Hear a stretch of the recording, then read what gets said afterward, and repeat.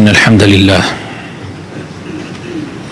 نحمده ونستعينه ونستغفره ونستهديه ونعوذ بالله من شرور أنفسنا ومن سيئات أعمالنا. من يهده الله فلا مضل له ومن يضلل فلا هادي له، وأشهد أن لا إله إلا الله وحده لا شريك له، وأشهد أن محمدا عبده ورسوله. يا أيها الذين آمنوا اتقوا الله حق تقاته ولا تموتن إلا وأنتم مسلمون. أما بعد، فإن أصدق الكلام كتاب الله، وخير الهدي هدي محمد صلى الله عليه وسلم، وشر الأمور محدثاتها، وكل محدثة بدعة، وكل بدعة ضلالة، وكل ضلالة في النار. خۆشەویستان مسلمانە بەڕێزەکان، خوای پەروەردگار لە قورئانی پیرۆزە لە چەندین شوێنە سوێن ئەخوا بە کات، بە وەقتا جیاوازەکانی کات، و ئەو سوێن خواردنانەی خوای پەروەردگاریش خۆشەویستەکانم هەمووی لەبەر گرنگی کاتەکانە. خوای گەورە سوێن بە هیچ شتێک ناخوا ئیلا ئەو شتە زۆر زۆر گرنگە، بۆیە سوێنی پێخوا تا من و تۆ وریا کاتەوە، ئاگادارمان کاتەوە لە گرنگی ئەو شتە. والعصر إن الإنسان لفي خسر والضحى والليل إذا سجى. كاتي چێشتەنگا. هەروەها خوای تەعالا سوێن بە کاتی فەجرە. خوا ئەفەرمێ والفەجر، کاتی بەرەبەیان، وەلەیالین عەشر. و خوای پەروەردگار شەو و ڕۆژی بۆ ئێمە داناوە تاوەکو هەر کەسێ بێوێ بیر کاتەوە، هەر کەسێ بێوێ پێداچوونەوە بە خۆی بکە، دەرس لە شەو و ڕۆژ وەربگرێ. و خوای پەروەردگار ساڵی بۆ کردنێتە 12 مانگ، تا مانگ لە دوای مانگ کە تەواو ئەبێ پند وەرگرین، ئامۆژگاری لێ وەربگرین. پاشان خوای پەروەردگار لە ڕۆژێکە 5 مەوعیدی داناوە کە ئێمە بینە خزمەتی پێداچوونەوەی ژیانی خۆمان بکەین، مراجعەیەک بکەین بە ژیانی خۆمانە. 5 فەرزەی نوێژەکان. إن الصلاة كانت على المؤمنين كتابا موقوتا. يعني نوێژەکان خۆشەویستەکانم فەرزێکی کات بۆ دیاری کراوە، خوای پەروەردگار دیاری کردووە بۆ ئەهلی ئیمان، تاوەکو دەرسی لێوەربگرن، پەندی لێوەربگرن. پاشان خوای تەعالا لە هەفتەیەکە ڕۆژێکی بۆ دیاری کردوویەتی بە جژنی هەفتانە بۆ ئێمە. يا أيها الذين آمنوا إذا نودي للصلاة من يوم الجمعة فاسعوا إلى ذكر الله. ئەم کاتەیە کاتی جمعەیە، لە هەموو هەفتەیەکە ڕۆژێک لە ناو ڕۆژەکەشا سعاتێکی دیاری کردووە تاوەکو ئێمە بینە خۆمانەوە مراجعەی خۆمان بکەین هەفتانە. پاشان خوای تەعالا ساڵانە مانگی ڕەمەزانی داناوە، ئەگەر ئێمە نەمانتوانی بێ ڕۆژانە لە 5 فەرزەی نوێژەکان دەرس وەربگرین، هەفتانە دەرس وەربگرین، ئەبێت ساڵانە دەرس وەربگرین. پاشان لە هەموو عمریشا خوای تەعالا حەجی بۆ دیاری کردین.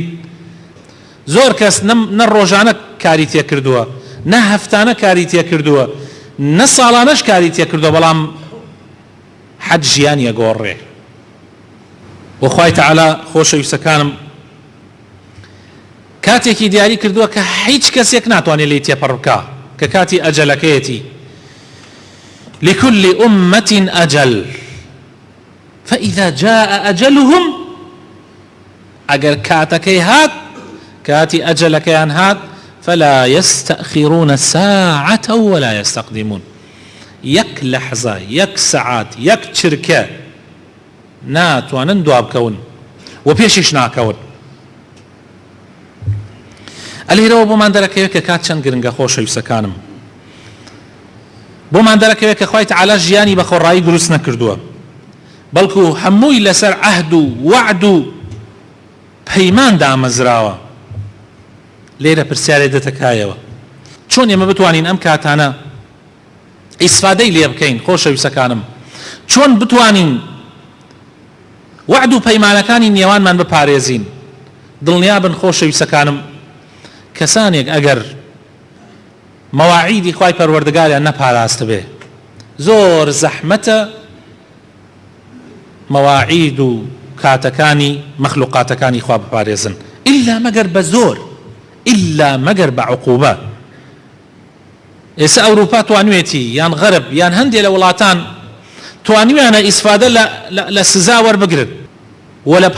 پاداشت و سزا هەردووکی بە هەردوو طریقەکە بە تەماح و بە ترساندنیش بە تەرغیب و بە تەرهیب توانیویانە ئیسفادە وەربگرن و ئیلتیزام بە کاتەکانەوە بکەن. بەڵام ئێمە زۆربەی وڵاتانی ئیسلام پاداشت و سزا لەسەر کاتەکان نییە زۆر کەم هەیە بۆیە ئیلتیزام بە کاتەکانەوە ناکەین. ئیمانیشمان ئەوەنە بەقەوەت نییە تا وامان پێ بکە ئیلتیزام بە کاتەکانەوە بکەین. خۆشەویستەکانم ئیلتیزامکردن بە وعد و بە ئەو کاتانەی کە دیاری ئەکەین بۆ خۆمان و بۆ خەڵکی تریش لە ئەخلاقە جوانەکانی ئینسانی ئیماندارە لە صیفاتە جوانەکانێتی. خوای تعالی لە سورەتی مؤمنون ئەفەرمێ والذین باسی صیفاتی ئیماندارانەکە ئەفەرمێ والذین هم لأماناتهم وعهدهم راعون. یەکێک لە صیفاتە گرنگەکانی ئینسانی ئیماندار ئەوەیە کە مراعاتی یعنی دەست ئەگرێ بە و ئەو وعدانەوە کە داوێتی ئیلتیزام ئەکا بە وعدەکانەوە. ئەوانەی کە باسم کرد پێنج فەرزەی نوێژەکان کە دقەیەک پێش ناکەوێ و دقەیە دوان ناکەوێ هەروەها نوێژی جمعە هەروەها ڕەمەزان هەروەها کاتەکانی حەج هەمووی ئەمە مەدرسە و قوتابخانەیەکە بۆی فێرمانکە چۆن ئیلتیزام بە وەختەوە بکەین چۆن ئیلتیزام بە کاتەکانی ژیانمانەوە بکەین کە دواکەوتی لە دەستت دەراچێ ئەڕوا نامێنێ و زۆر جاریش ئێمە لە ژیانمانە دواکەوتوین لە نوێژی جەماعەت چەندێ خەفەتمان خواردووە دەیە لە هەموو مەوعیدەکانی تریشمانە ئەبێ ئاوا خەفەتی بۆ بخۆین.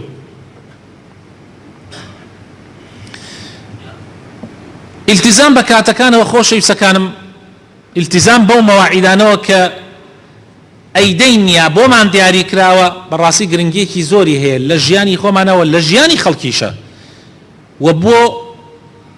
دەوروبەرەکەمان کە مجتەمەعێکی بچووکوە بۆ ئەو وڵاتەی کە تایە ئەژەین. براینە ئەو وڵاتانەی کە پێش کەوتون بڕۆن دیقەت بدەن واللهی ئیلتیزام بە کاتۆ پێشانی خستووە. ئەو وڵاتانەشی کە دوا کەوتون بڕۆن دیقەت بدەن تەماشا ئەکەن ئیلتیزام نەکردنیان بە کاتەوە دوایانی خستووە. هەموو ژیان وایە خۆشەویستەکانم ئەگەر ئێستا مەوعدی مەکتەب و قوتابخانە سعاتی 8 دەوام دەستی پێکات تا 12 ئەگەر مامۆساکان لە سعاتی 9 بێن ئەگەر مدیری مەدرسەکە خۆی سعاتی 9 بێ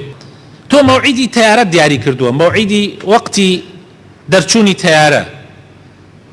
زۆر جار ئەو کەسانەی کە سەفەرەکەن مەواعیدی دەقیقیان هەیە مەواعیدی زۆر وردی و دیاریکراویان هەیە ئەی ئەگەر دوا بکەوێ لە کاتی خۆی و کارەسات ڕۆدا و لەوەش گەورەتر خۆشەویستەکانم جاری وایە حەیات و ژیانی مرۆڤێک لەسەر کاتەوەستێ. تۆ ئەڕۆیتە خەستەخانە تەماشا ئەکەی حاڵەتێکی زۆر خەتەرت هەیە دکتۆرەکە دواکەوێ عیلاجی دکتۆرەکە دواکەوێ جاری وایە حەیاتی مرۆڤێک ئەکەوێتە خەتەریات. لە سەرەتای 2000ەکان برایەکی بچووکم و تەمەنی ساڵ و شتێک بوو تووشی نەخۆشیەکی کوتوپڕ هات بردمانە تەوارێکی کەلار لە بەینی نوێژی ئێوارە و نوێژی عیشا بوو نوێژی مەغریب و نوێژی عیشا دکتۆرەیەک و 4 معاون توبی دانیشت بوون نانیانە خوارد. چەند جار من چوومە سەریان وتم کاکە مناڵە زۆر حاڵی خراپە ئەی مەتیکەیانیان بخوێن دەمەتەقییانە کرد 4 کوڕی هەرزەکار دەوریاندا بوو لە ئافرەتێکی دکتۆرەیەک تر بە کەیفی خۆیان دەمەتەقییانە کرد. ئەوانە کاتێک هاتن مناڵەکە گیانی دەرچوو کاتی ئۆکسجین و شتەکان بۆ تەرتیب کرد هیچ سوودی نەبوو. ئەوە لە هەر وڵاتێکی ترا بێ محکەمە ئەکرێن و خوێنی ئەو نەخۆشە کوێتە سەر ئەوان وحقي خوشيتي إيما إهمالي مان كربيه خلق لو موضوع إهمالي نكا خوشي بسكانم الروي بو دائرية تماشا أكي موظفك تو محموش كانت جاري وهي دياري كراوة لساعات أونا أو إيشا أكي سير أكي موظف يبو خوي دانشتو خليكنا نخواردنا جاري وهي لشتخ تركانيشا ساعات ونيميكي بيئتي من شو بو دائري و عرسانم كردو لم شنو إيشكم زور بلبوا يعني بموعد أبي أو كاتبوا أو كاتنك إيش كذا برنابه موظفك رويشتو وتمبو كيو رويشتو تيان رويبون يجي جماعات لدوانزو تايا كوني من شاور أوم كردو رويبون يجي جماعات بون يجي جماعات إني مرو ودعاء وإيش كي من باكي كوتو يكروش كامل من لهولير مامتوا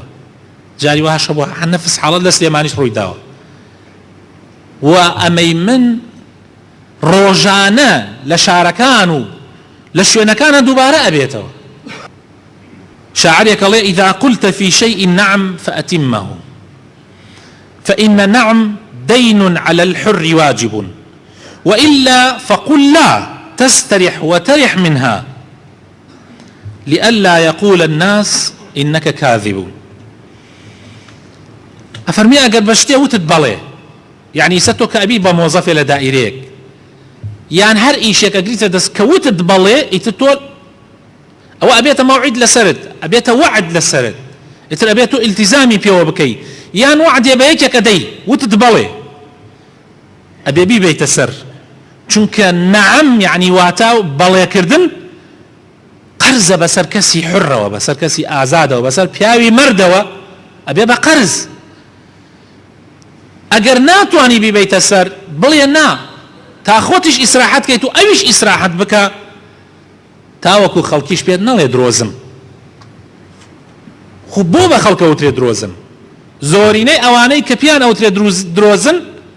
لبروي التزام بكاتا كان وناكن خوي تعالى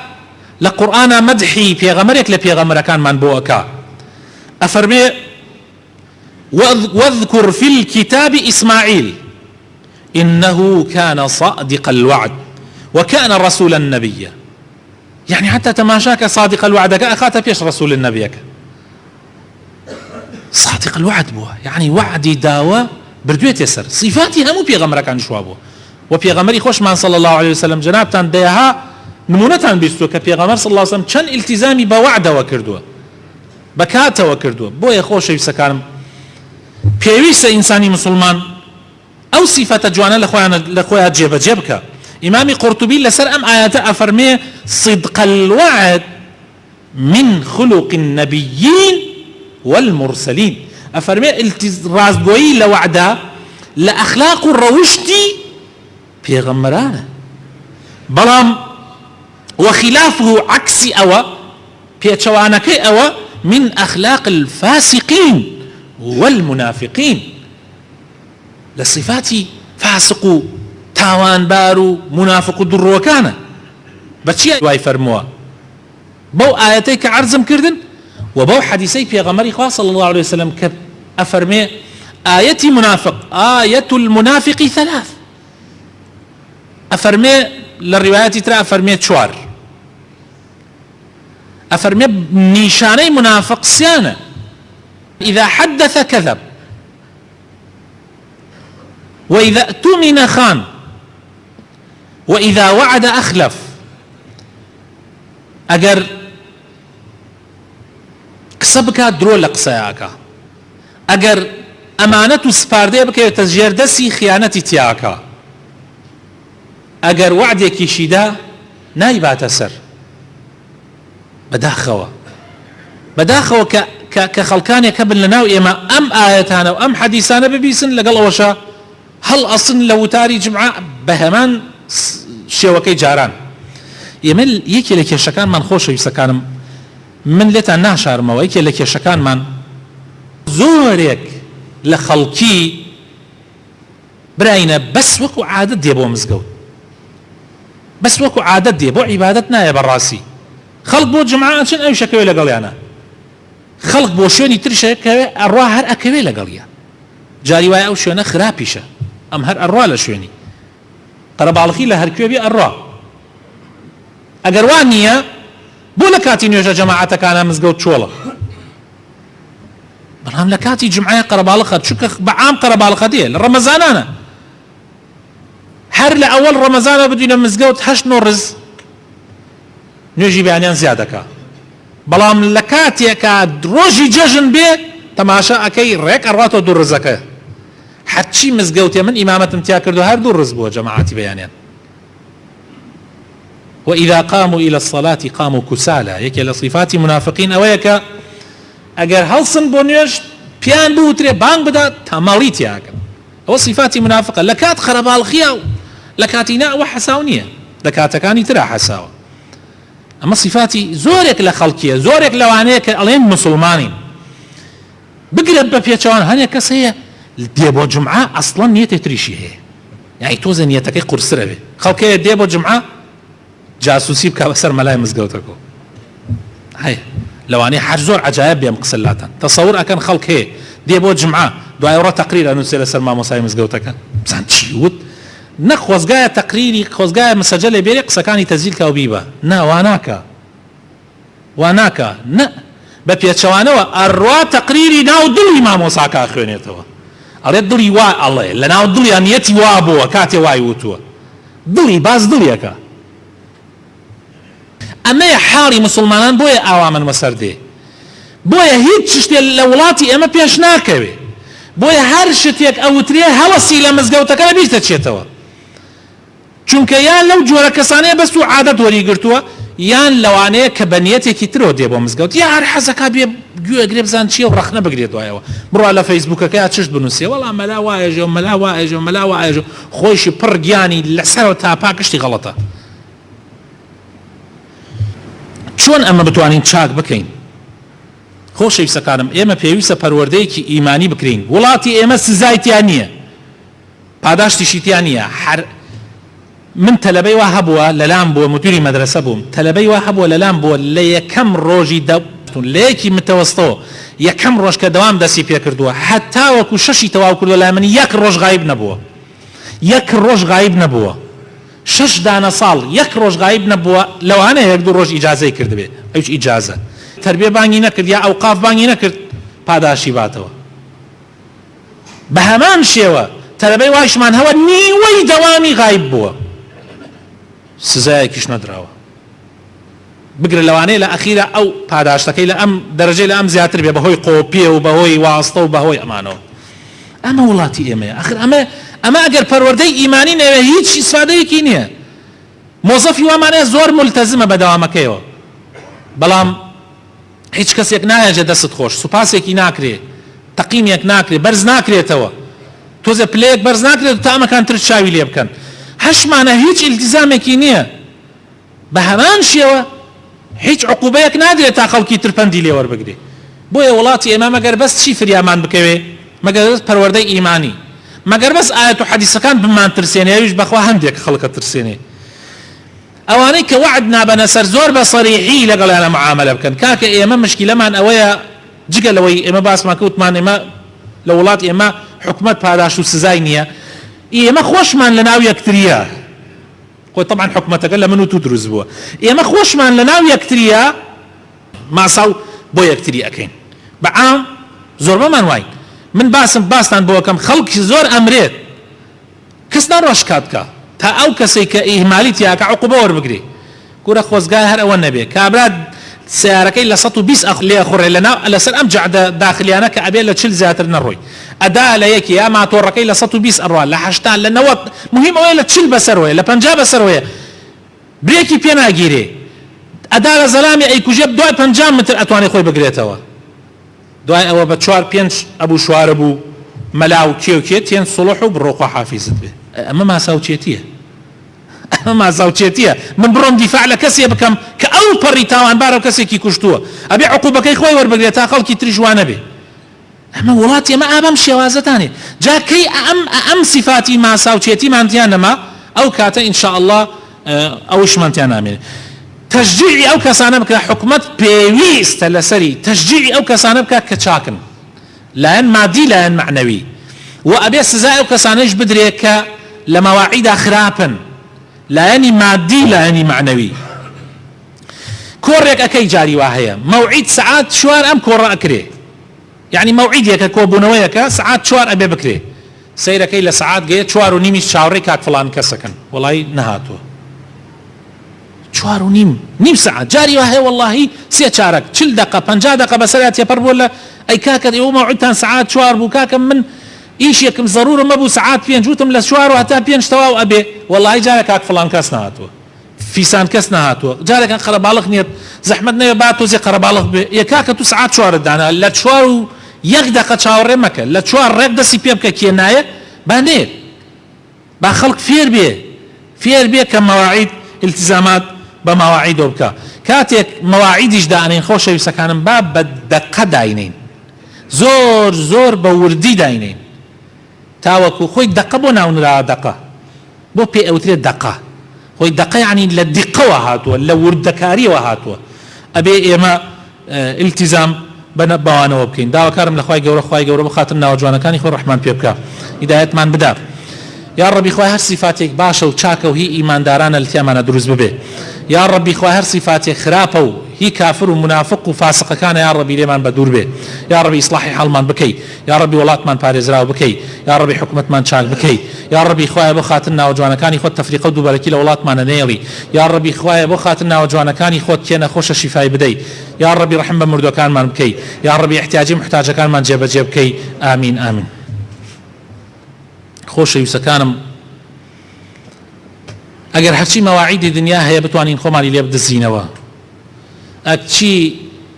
کاروبارەکانی دنیا هەیە بتوانین خۆمانی لێ دەرباز بکەین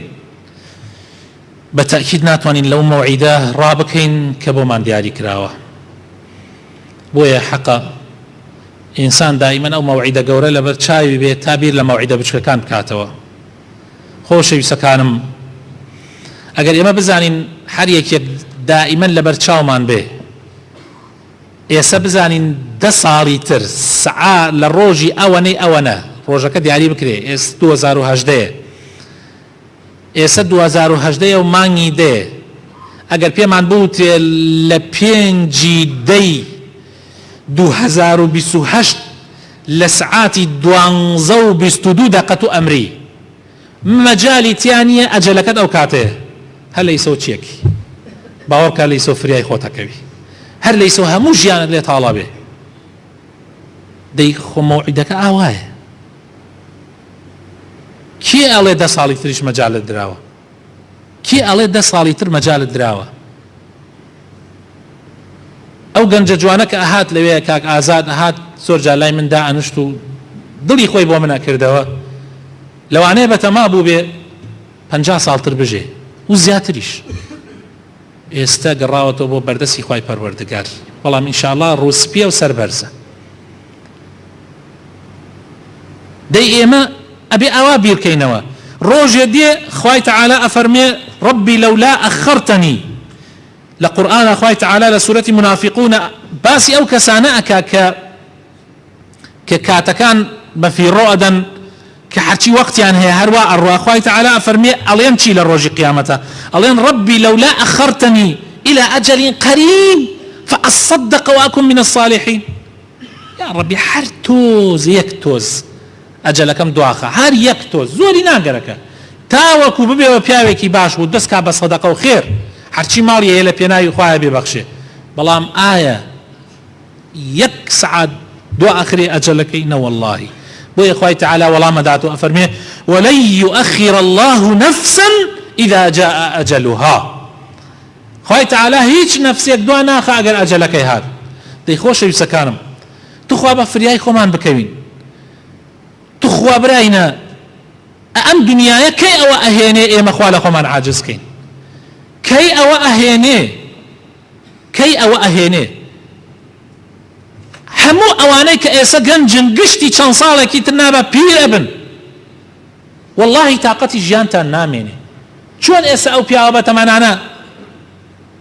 تاقەتی ژیانیان نەماوە هەنێکیان واللهی حەزەکا بە مردنێکی پاک و چاک و بێ ئێش و ئازار بگڕێتەوە بەلای خوای تەعالە و پارەش ئەدا بەس بگەڕێتەوە بەلای خوای تەعالە دەی خۆشەویستەکانم ئاوایە والله ئەم ژیانە ئاواتانێ ئەبێ ئێمە دەرس لەوانەی پێشی خۆمان وەربگرین مراجعەیەکی خۆمان بکەین و پارێزگاری لە کاتەکانی ژیانمان بکەین